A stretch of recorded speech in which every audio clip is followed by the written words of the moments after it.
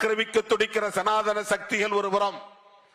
அப்படி விட்டுவிட மாட்டோம். நாங்கள் பெரியாரின் பிள்ளைகள், அண்ணாவின் தம்பிகள், அம்பேத்கரின் அரசியல் வாரிசுகள்.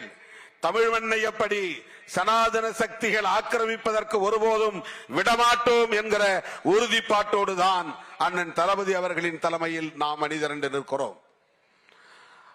வெளிப்படையாக சனாதன சக்திகள் ஒருபுறம் நிற்கிறார்கள் என்றால் அவர்களுக்கு துணையாக பல்வேறு முகமூடிகளை அணிந்து கொண்டு திராவிடத்தை பேசக்கூடியவர்களாகவும் தமிழ் தேசியத்தை பேசக்கூடியவர்களாகவும் இன்றைக்கு முகமூடிகளை அணிந்து கொண்டு நமக்கு எதிரான திரிபுவாத அரசியலை பேசிக் கொண்டிருக்கிறார்கள். இவர்கள் அத்தனை பேரையும் ஒரே நேரத்தில் ஒரே களத்தில் எதிர்கொள்ள வேண்டிய பொறுப்பு நம் முன்னால் இருக்கிறது. அவர்களை வீழ்த்துவதற்கான வலிமை அண்ணன் தளபதி அவர்களின் தலைமையில் அடங்கி இருக்கிறது.